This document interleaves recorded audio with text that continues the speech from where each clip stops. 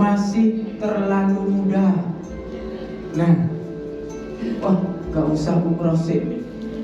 Umroh urusan ibadah Mekah Madinah itu adalah urusannya, ibadahnya orang-orang yang umurnya sudah menjelang maghrib.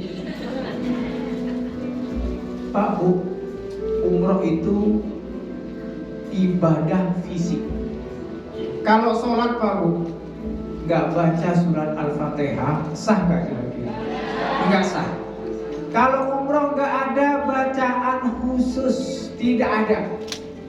Jadi Bapak Ibu ngikutin mutawif aja, niat ikut niat. Nggak hafal doanya nggak usah ikut. Kalau fisiknya sah, maka umrohnya sah. Mau Pak Bu umrohnya sah? Saya kalau umroh nggak sah bayar maksudnya. Nah, sah apa nggak sah? Bapak Ibu sekalian, yuk kita ini mumpung masih muda. Karena di sana Bapak Ibu sekalian, ibadahnya ibadah fisik, tawaf, nggak duduk-duduk aja. Sa'i itu berapa kilo Pak Bu? Capek. Ini lagi muda. Ibu-ibu umur 18, ini masih semua. Bapak-bapak umur berapa? 20 ini. Ayo berangkat Bapak Ibu sekalian. Mumpung tenaganya lagi masih fix. Terus apa lagi? Bapak Ibu sekalian, nyepelekan Bapak Ibu sekalian. Apa? Nah, jangan ngajak-ngajak saya ke Baitullah. Kenapa? Niat sudah ada di hati ini. Bapak Ibu, niat aja tidak cukup ke Baitullah. Karena Bapak Ibu sekalian ya, orang yang punya duit, badannya sehat, Bapak Ibu sekalian, niatnya ada, tapi sampai detik ini nggak berangkat banyak. Betul Bapak ya? Ibaratkan kita lapar mau makan, saya niatkan mau makan, tapi nggak ngambil nasi. Piring diambil, sendok siap, nasi enggak. Kenapa nggak ngambil nasi? Nah, yang penting saya niatnya makan. Kira-kira kenyang nggak? Nggak kenyang. Kenapa Bapak Ibu sekalian? Niat akan menjadi penting kalau amal dikerjakan. Begitu juga ketika kita punya niatan umroh Bapak Ibu sekalian. Nabung. Apa Pak Bu? Nabung. Hari ini nabung 2.000 boleh tiap hari. Besok Senin Bapak Ibu buka buku tabungan di bank atau di MD Travel. Pagi nabung 10 juta, siang 10 juta, sore 10 juta. Cepet nggak berangkatnya? Cepet ya. Makanya nabung Bapak Ibu sekalian. Usaha itu yang dilihat oleh Allah. Usaha kita gimana? Bapak Ibu sekalian. Nah, Bapak Ibu sekalian ya. Apalagi ya, belum dipanggil bilangnya. Nah, saya belum dipanggil nih Pak Bu ya. Soal urusan umroh dan haji ini Bapak Ibu sekalian, ibadah ke Mekah dan ke Madinah sudah dipanggil sejak zaman Nabi. Betul nggak kira-kira?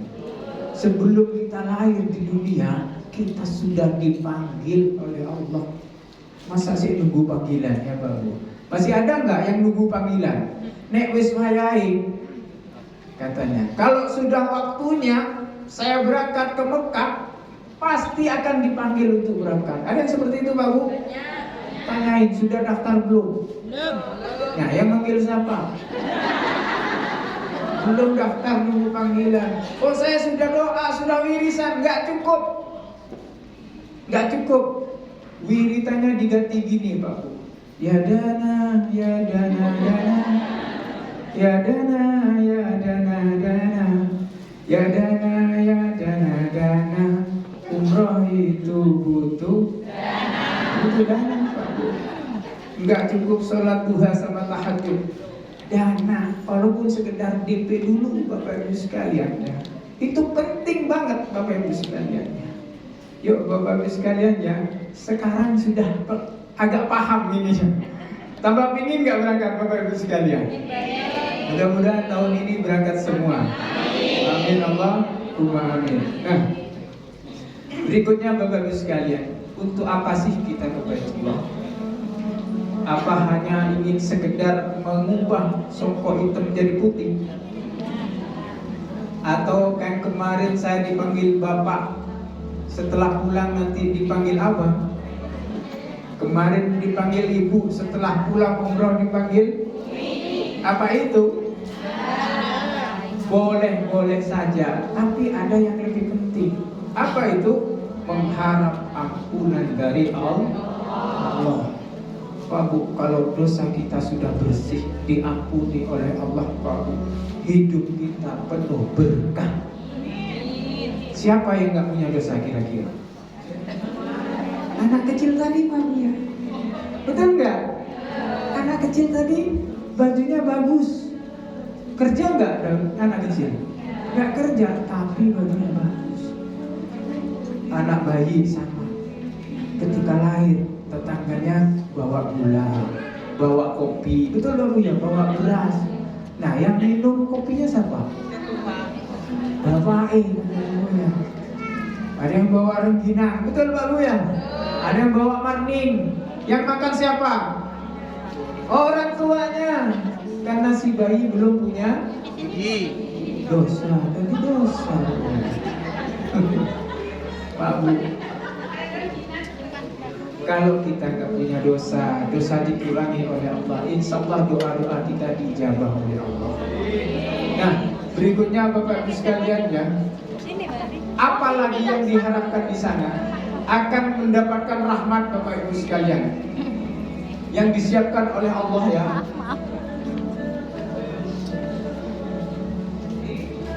Bacakan. Ini yang disiapkan oleh Allah Bapak Ibu sekalian. Ketika kita bertawaf di sana, di Ka'bah, akan mendapatkan 60 rahmat. Nah, kalau kita sholat di depan Ka'bah akan mendapatkan 40 rahmat. Nah, kalau kita memandang Ka'bah, tawaf enggak misalkan, males lah, katakan males. Memandang Ka'bah saja dapat 20 rahmat Bapak Ibu sekalian. Ini yang disiapkan oleh Allah. Nah, berikutnya apa lagi Bapak Ibu sekalian? Coba di next.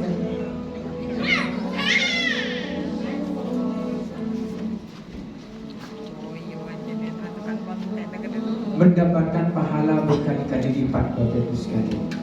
Nah, ketika kita nanti ya di Masjid Nabawi sholat Bapak Ibu sekalian, maka sholat kita dilipat gandakan menjadi 1000 kali lipat. Bagaimana dengan di Masjidil Haram? Kalau di Mekah Bapak Ibu sekalian dilipat gandakan 100.000 kali kebaikan. Jadi Bapak Ibu, kebaikan-kebaikan yang kita lakukan di Mekah dilipat gandakan menjadi 100.000. Bapak Ibu sekalian, kalau mau kita hitung-hitung coba ya. Next time. Nah, hidup sehari saja di Mekah, sehari saja 24 jam kita mengerjakan kebaikan di Mekah, sama dengan hidup di Jember 273 tahun mengerjakan kebaikan. Padahal umur kita Bapak Ibu berapa coba? Umur umat Nabi Muhammad kira-kira 60-an lah ya. Kalau sampai 70, 80 itu banyak bonus itu sudah. Coba yang kita bawa untuk bekal apa coba dengan umur yang pendek. Bahkan dulu ya, ketika Nabi Nuh ya, didatangi ibu-ibu, ibu nangis kata Nabi Nuh. Kenapa nangis? Ibu-ibu ini mengadu, putranya meninggal dunia. Umur berapa? Umur 300 tahun. Coba. Jadi umat Nabi Nuh umurnya panjang-panjang. Apa kata Nabi Nuh?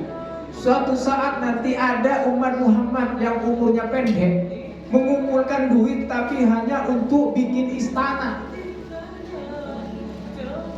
Rumah dimegah-megahin, bukan itu ibadah. Ini cerita ini sudah ada sejak zaman Nabi umat Muhammad. Tapi Bapak Ibu sekalian ya, ada keistimewaan yang diberikan kepada kita khusus kepada umat Rasulullah Sallallahu Alaihi Wasallam. Apa itu? mengerjakan satu kebaikan dilipat gandakan menjadi 100.000 kebaikan. Di mana itu? Di Mekah. Harus dijemput di Mekah, Pak Bu. Kenapa? Sampai kiamat nanti Bapak Ibu sekalian, yang namanya Ka'bah tidak akan pernah dipindah ke alun-alun Jember. Makanya kita yang harus jemput di kota Mekah, Bapak Ibu sekalian. Mudah-mudahan tahun ini bisa berangkat semua ke Mekah. Amin Allahumma amin. Berikutnya ini Bapak Ibu sekalian, doa-doa dikabulkan. Doa-doa. Di mana tempatnya? Nah, di Mekah itu ada tempat di Masjidil Haram namanya Multazam. Mana Multazam itu? Antara pintu Ka'bah dengan Hajar Aswad di sini, Pak. Bapak Ibu mundur 1 meter, kalau enggak yang penting lurus saja, doa diijabah. Saya buktikan sendiri Bapak Ibu sekalian. Mohon maaf, saya ini mengkampanyekan Allah, bahwa Allah kalau berjanji pasti Pak ditepati. Saya pernah kehilangan jamaah, nyasar, sudah sepuh Pak Bu. Gimana caranya nyari orang begitu banyak Bapak Ibu sekalian? Akhirnya saya izin ke Mutawi Ustaz, saya izin mau nyari jamaah. Oke, saya masuk ke masjid, saya sholat 2 rakaat. Saya maksudnya mau doa kepada Allah, karena saya yakin begini Pak, ini Makkah punya Allah, ini Ka'bah punya Allah, yang hilang punya Allah, dan di sini tempat diijabah. Saya sholat 2 rakaat, begitu salam saya mau doa, saya dipukul semua orang. Tidak saya. Siapa yang mukul? Yang hilang tadi Pak. Coba. Padahal udah semalam itu. Kok tahu saya sholat di situ Pak? Coba. Belum doa Allah ijabah. Saya buktikan sendiri Bapak Ibu sekalian. Terus kedua, saya lagi tawaf di depan Multazam, saya doa, ya Allah, jadikanlah anak-anak saya pencipta Al-Quran. Jadikanlah anak saya hafid Quran, yang paham Quran, mengamalkan Quran. Itu doa saya. Nah, begitu saya masuk kamar, dibel sama istri saya. Anak saya yang kemarin suka nyanyi, les vokal, suka piano, suka gitar, mendadak minta mondok mau hafalan Quran juga. Luar biasa di sana. Mohon maaf, saya bukan pamer saya, tapi mengkampanyekan Allah, Pak. Allah itu kalau sudah mau ngasih, apalagi janji, di sini dijawab. Dengan syarat kita ya yakin kepada Allah. Nah, Bapak Ibu sekalian, ini namanya Raudhah, juga tempat yang sangat dijawab. Gak semua orang bisa masuk ke sini, termasuk orang Saudi. Sekarang harus punya tasrih namanya. Kalau ingin masuk Raudhah, ini tempat yang sangat istimewa. Bapak Ibu doa di sini dijawab. Tempatnya dekat makam baginda Rasulullah Sallallahu Alaihi Wasallam. Kalau bapak-bapak nanti keluar dari sini kiri langsung ke makam baginda Rasulullah Sallallahu Alaihi Wasallam. Next step. Nah, ini makam baginda Rasulullah Sallallahu Alaihi Wasallam. Mudah-mudahan tahun ini bisa sowan, bisa ziarah langsung ke makam baginda Rasulullah Sallallahu Alaihi Wasallam. Karena sabda Rasulullah yang barang siapa yang datang kepada saya hanya ingin untuk ziarah kepada saya, kata Rasulullah, maka kata Rasulullah, saya punya hakon alayya an akuna lahu syafi'an yaumil qiyamah. Saya punya hak untuk memberi syafaat kepada orang yang datang kepadaku tadi di yaumil qiyamah. Ini sabda baginda Rasulullah Sallallahu Alaihi Wasallam. Nah, Bapak Ibu sekalian ya, baik umroh atau haji ini adalah panggilan Allah. Ketika Allah panggil, yuk kita sambut. Jangan kita abaikan Pak. Ketika kita dipanggil namanya, bukan kita nggak dengar, tapi kita nggak noleh kadang. Ya Bapak ya, kalau noleh insya Allah berangkat. Makanya Pak Bu ketika nyampe sana ya ada bacaan khusus, tapi juga nggak wajib. Ketika sudah niat di sana pakaian ihram, para jamaah itu melafalkan talbiyah namanya. Bapak Ibu hafal nggak talbiyah itu? Talbiyah itu lafalnya seperti di layar ini. Labbaik Allah Allahumma labbaik labbaik la syarika laka labbaik innal hamda wan ni'mata lak wal mulka la syarika lak innal hamda wan ni'mata lak wal mulka la syarika lak. Ya Allah ya Rabb, lihatlah hamba-Mu yang hadir pada hari ini, sangat rindu, sangat menginginkan hadir di Baitullah. Makanya Bapak Ibu sekalian, perbanyak talbiyah. Dulu Pak Bu, saya ingin ke Mekah Madinah. Apa haji atau umroh saya nggak tahu, wajib sunnah saya nggak tahu waktu itu. Yang penting saya harus melihat Ka'bah. Karena kata bapak saya almarhum Pak Bu, nah kamu rugi orang Islam iman kepada Muhammad, matanya kamu nggak pernah melihat langsung Ka'bah. Rugi, mumpung ada di dunia. Lekat ingatan itu di hati saya Pak Bu. Mata saya harus melihat Ka'bah. Karena sebagian besar Nabi pernah tawaf di Ka'bah. Tapi saya bingung doanya apa. Saya pernah dikasih doa sama mbah saya waktu pulang haji. Karena mbah saya kalau haji ya saya kan nangis. Pulang-pulang saya dikasih tulisan. Ternyata tulisannya talbiyah ini Pak Bu.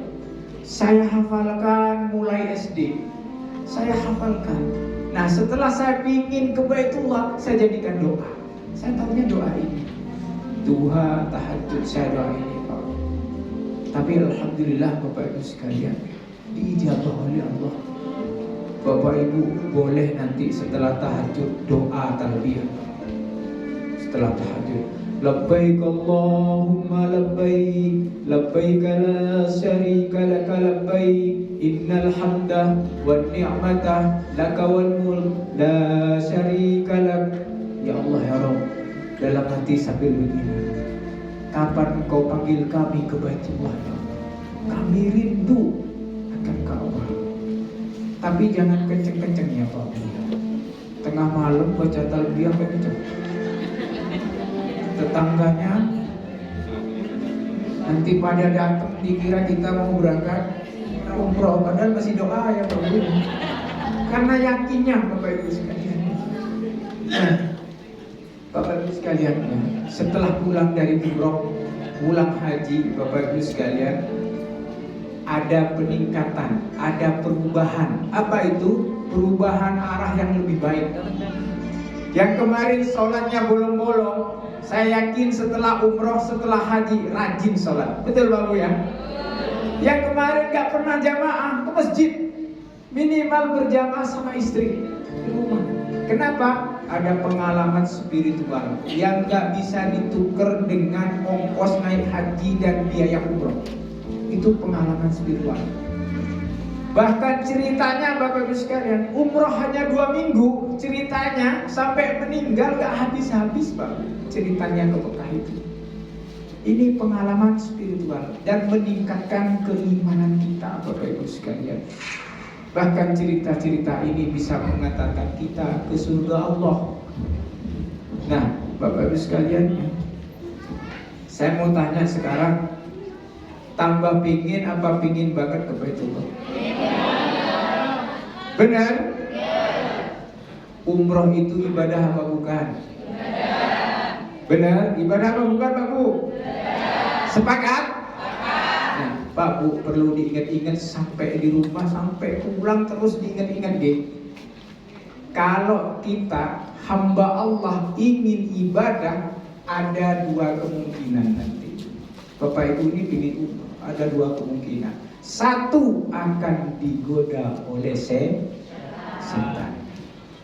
Setannya sudah nunggu di depan pintu. Banyak di situ, ada tugas masing-masing. Kamu sini siap, kata setan, bagian Bu Siti.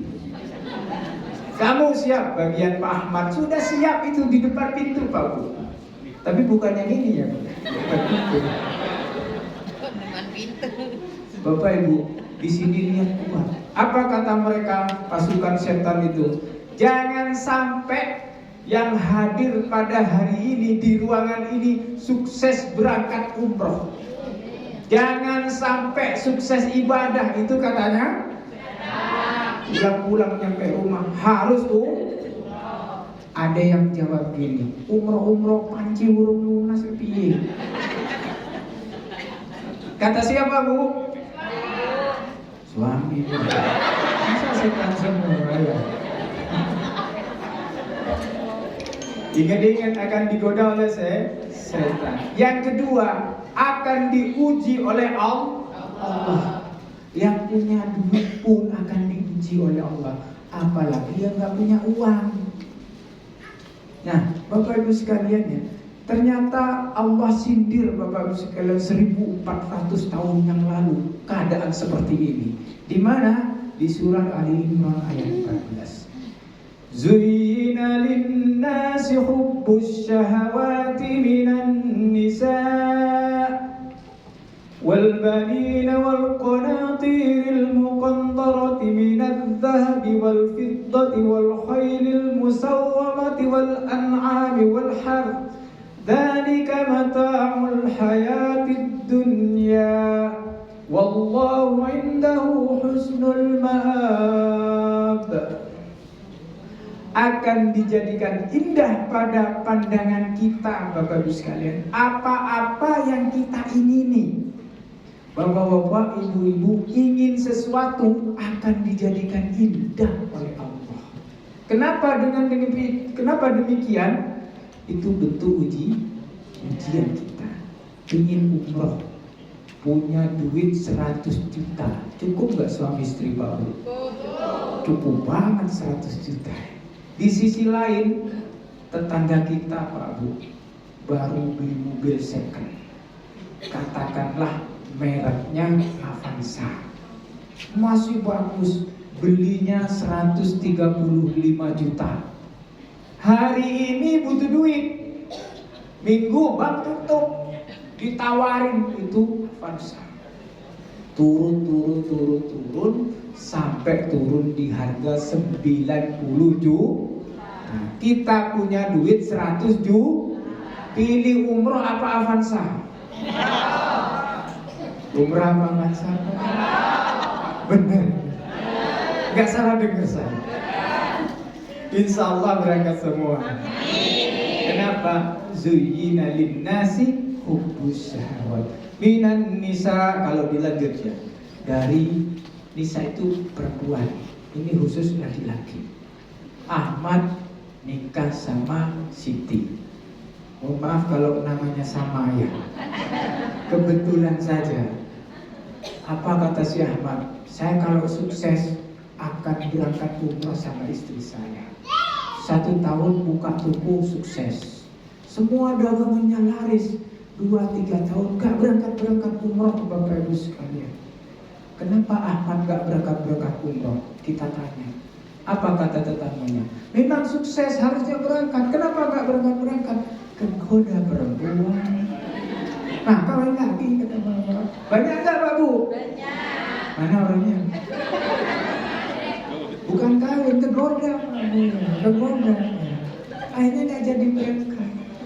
Wal banin, anak-anak, ibu-ibu nih, Bu, ayo budan umrah Bu, sip, kata ini anakku si Cibi. Ada yang Bang Bu ya? Masih TK, karena kalau sekolah TK ibunya ikut sekolah. Alasan yang tepat itu.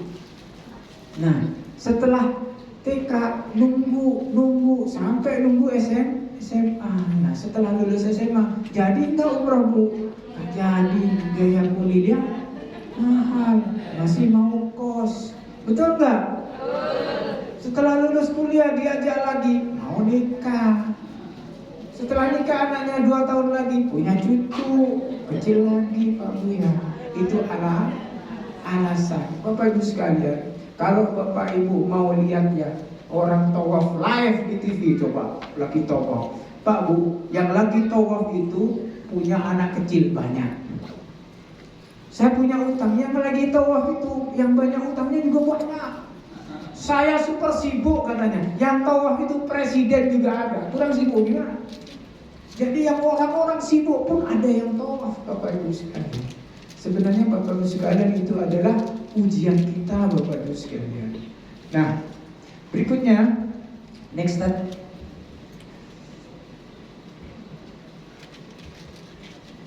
Ini contoh Pak Bu ya, contoh fenomena yang ada di sekitar kita. Contoh yang kecil inilah, sepeda motor. Pak Bu, kita punya uang 10 juta. Pingin sepeda motor harganya 35 juta. Baru dari dealer. Bisa nggak kira-kira Pak Bu? Bisa. Caranya? Sama dengan orang Balu, langsung kreditnya. Katanya ibu-ibunya, yuk kita kredit Pak, biar Bapak kalau kerja enak ya Pak, nggak capek, nggak kepanasan, langsung cepet nyampe pekerjaan. Nah, apa kata Bapak? Dapat dari mana? Angsurannya 1 juta. Betul Pak ya? Mikir-mikir. Tapi ibu punya keyakinan, wis yakin karo Gusti Allah. Kalau cuma 1 juta, Allah kasih rezeki. Nah 1, 2, 3 tahun yakin kepada Allah bahwa lunas ini motor. Banyak nggak yang terjadi seperti ini? Seolah-olah nggak mampu beli sepeda motor karena yakin kepada Allah kebeli itu motor. Jangankan motor Pak Bu, rumah, mobil sama yakin kepada Allah. Ternyata Bapak Ibu sekalian ya, hubungan kita dengan Allah Bapak Ibu sekalian ya, ada kuncinya, ada konektornya, ada jembatannya Bapak Ibu sekalian. Apa jembatannya itu? Yakin. Pak Bu yang sholatnya yang rajin, tahajud, duha tiap pagi, sedekah tiap Jumat, Senin, Kemis puasa, tapi gak yakin kepada Allah, kira-kira amalnya nyampe gak? Gak nyampe. Kenapa? Jembatannya gak ada. Makanya saya hari ini Bapak Ibu sekalian ngajak jenengan semua ini bangun jembatan namanya keyakinan. Umroh sama Pak Bu. Yuk kita bangun keyakinan kepada Allah. Yakin tahun ini kita diberangkatkan oleh Allah. Mau Pak Bu? Modalnya apa? Yakin dulu. Yakin aja, yang banyak duitnya. Tapi kalau gak yakin susah berangkatnya Bapak Ibu sekalian. Yuk kita yakini aja. Bahkan Bapak Ibu sekalian, doa pun kalau gak yakin susah, sulit banget. Yuk, modal utamanya kuatkan keyakinan kita. Ada yang yakin gak? Ada Allah. Tahun ini diberangkatkan oleh Allah, ada yang yakin? Siapa yang yakin? Pak Bu, kenapa saya tanya seperti ini? Karena sesungguhnya umroh dan haji adalah pembuka rezeki. Ini Bapak Ibu sekalian, mulai hari ini pertama yakin. Yang kedua Bapak Ibu sekalian, apa itu? Tekad Bapak Ibu sekalian. Jadi kunci untuk berangkat untuk umroh, berangkat Mekah Madinah, yakin sama tekad. Harus Bapak Ibu sekalian. Saya dari Balu ke sini ya, ada kendaraan, tapi nggak tekad, nggak bakalan nyampe ke sini. Orang Madura Pak Bu, nggak punya duit, tapi tekad, yakin tekad berangkat haji naik sepeda ontel, nyampe nggak? Nyampe. Kenapa? Tekad. Bapak Ibu sekalian. Bahkan Bapak Ibu sekalian ya, ini sabda Rasulullah. Allah akan mengganti semua biaya yang dikeluarkan untuk umroh dan haji. Coba, rizki dari siapa? Dari Allah, yang ngatur Allah, dibuat di jalan Allah, masih diganti sama Allah. Kita punya Tuhan yang sangat keren, namanya Allah. Apalagi menjadi tamu Allah, doanya dikabulkan, dosanya diampuni. Kurang apa Allah? Rizki diganti, biaya diganti, doa dikabulkan, dosa diampuni. Coba, kurang apa? Apalagi menjadi tamu Allah, doanya dikabulkan. Terus Untuk ibu-ibu, untuk wanita umroh adalah jihad sebagaimana ibadah haji. Ini khusus ibu-ibu. Bapak-bapak nggak ada hadisnya. Tapi untuk ibu-ibu, umroh adalah seperti ibadah haji. Jihad sebagaimana ibadah haji. Untuk ibu-ibu yang sudah punya suami, syaratnya satu, izin suami. Kalau suami nggak diizinin gimana, Bro? Diajak. Kira-kira ganti, jangan ganti. Nanti suaminya. Diajak. Bapak-bapak diajak umroh pasti mau.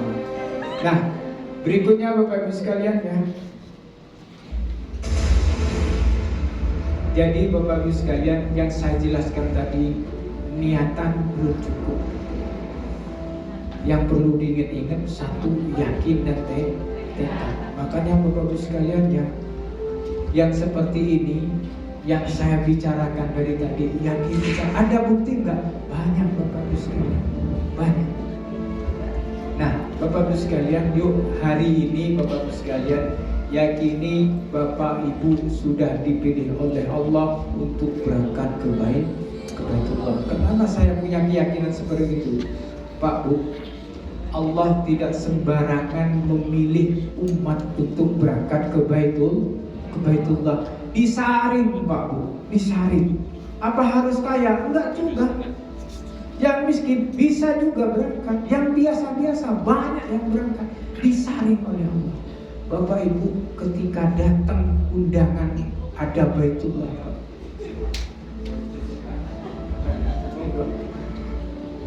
Pak Bu, ketika Bapak Ibu diundang, sudah tahu kan undangannya tentang Baitullah.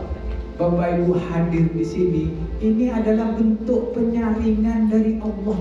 Enggak semua bisa hadir, Pak Bu. Bergetar hatinya. Jadi panggilan ke Baitullah ini adalah melalui hati Bapak Ibu sekalian. Kata ulama, hati itu terbagi jadi 3. Bahasa Arab hati apa, Pak Bu? Kolbun. Pertama, kolbun mayyit. Kolbun itu hati, mayyit itu mati. Ibaratkan rumah, Pak Bu ya. Ibaratkan rumah ini ya. Tuan rumah itu hati. Rumah itu badan, Pak Bu. Ada rumah, tuan rumahnya mati, Pak Bu. Diketok pintunya, dibuka nggak kira-kira? Nggak dibuka. Kenapa? Tuan rumahnya mayyit, mati. Nah, ini yang disebut kolbun mayyit. Hatinya siapa? Ini hatinya orang kafir. Jangan diajak umroh orang seperti ini. Mau nggak? Orang kafir diajak umroh, Pak Bu? Nggak mau. Diajak sholat nggak mau. Disebut di Quran summun, bukmun, umyun. Itu yang disebut kolbun mayyit. Nah, yang kedua, kolbun marid. Hati yang sakit. Rumah, tuan rumahnya sakit. Diketok pintunya, kadang dibuka, kadang enggak. Kadang sholat, kadang enggak. Kalau pas lagi rajin-rajinnya Bapak Ibu sekalian ya, sholat Jumatan aja jam 8 sudah berangkat ke masjid. Tapi kalau sudah marid, sakit Bapak Ibu sekalian, sholat 1 tahun 2 kali. Itu pun milih sholatnya 2 rakaat. Idul Fitri sama Idul ada datang orangnya.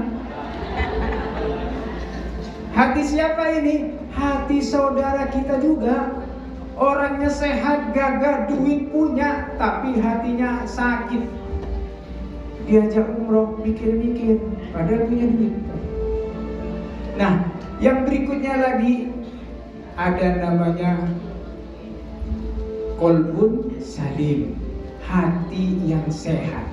Rumah, tuan rumahnya sehat. Ketok pintunya, dibuka pintunya. Bahkan dikasih kopi, dikasih sarapan. Betul Pak Bu ya?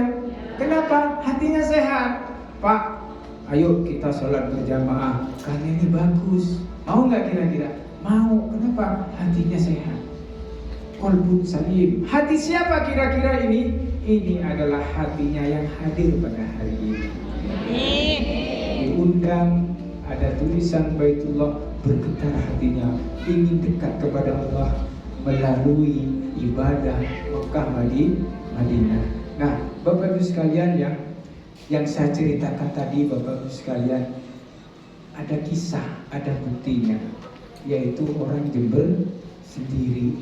Bapak Ibu, monggo disimak ini video, nanti akan dipandu oleh Ustadz Afandi. Dari saya mungkin cukup sekian dulu Bapak Ibu. Mudah-mudahan Bapak Ibu sekalian, perjumpaan hari ini kita berlanjut lagi. Yang datang hari ini banyak, ada yang dari wira swasta, ustadz, petani. Saya doakan semua berkah.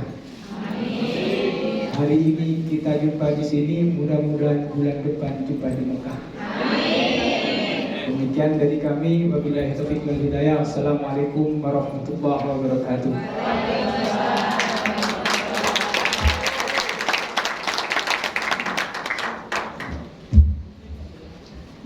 Assalamualaikum warahmatullahi wabarakatuh.